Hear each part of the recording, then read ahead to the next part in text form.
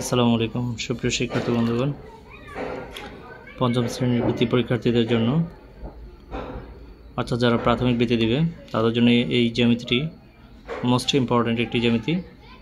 তোমরা অবশ্যই এই জ্যামিতিটি করবে। এখন আমি তোমাদেরকে জ্যামিতিটা বুঝিয়ে দিচ্ছি। প্রথমে এরকম একটা প্রশ্নের বৃত্ত দেওয়া থাকবে। বৃত্তটির ব্যাসার্ধ দেওয়া থাকবে হচ্ছে ক খ সমান সমান 2 সেন্টিমিটার। ব্যাসার্ধ 2 সেন্টিমিটার দেওয়া আছে। তো এখন এখানে প্রশ্নতে বলা আছে যে চিত্রটির নাম লেখো, চিত্রটির নাম লেখো এবং ক বিন্দুকে কি বলে, গ ঘ ইকুয়াল টু কত সেটা বের করতে হবে। তাই আমরা অঙ্কটি আগেই করে রেখেছি, তোমরা একটু দেখো।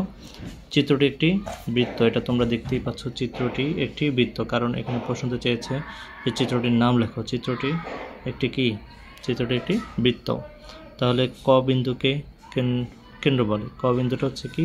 তাহলে কেন্দ্র। এটা তোমরা জানো, বৃত্তের মাঝখানে যেটা থাকে সেটা হচ্ছে বৃত্তের কেন্দ্র, যে বিন্দুটি থাকে। অর্থাৎ বৃত্তকে যে বিন্দুকে কেন্দ্র করে বৃত্ত আঁকা হয় সেটি হচ্ছে কি? বৃত্তের কেন্দ্র। দেওয়া আছে হচ্ছে গ ঘ ইকুয়াল টু বৃত্তের ব্যাসার্ধ। গ ঘ সমান সমান কি? বৃত্তের ব্যাসার্ধ। গ ঘ সমান সমান যদি বৃত্তের ব্যাসার্ধ হয়, যেমন এই যে যেমন গ আর ঘ, গ ঘ সমান সমান হচ্ছে বৃত্তের ব্যাস। গ ঘ হচ্ছে কি? বৃত্তের ব্যাস। এই যে গ ঘটা, এটা তোমরা দেখতে পাচ্ছ, এটা হচ্ছে বৃত্তের ব্যাস। তাহলে ব্যাসার্ধ, ব্যাসের সূত্রটা কি? 2 ইন্টু বৃত্তের ব্যাসার্ধ। 2 ইন্টু বৃত্তের মানে 2 গুণ বৃত্তের ব্যাসার্ধ হচ্ছে বৃত্তের ব্যাসের সূত্র।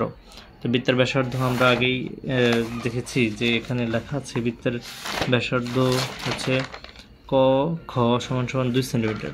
তো এদিকে যদি 2 সেন্টিমিটার হয়, এদিকেও 2 সেন্টিমিটার, এদিকেও 2 সেন্টিমিটার, অর্থাৎ এটাও 2 সেন্টিমিটার, এটাও কি 2 সেন্টিমিটার।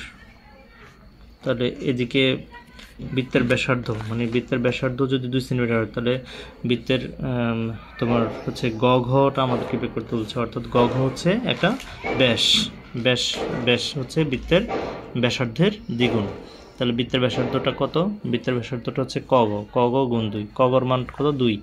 তাহলে ক ঘর সাথে আমরা 2 বসালাম। 2 গুণ 2 সমান সমান হচ্ছে 4 সেন্টিমিটার। শেষ।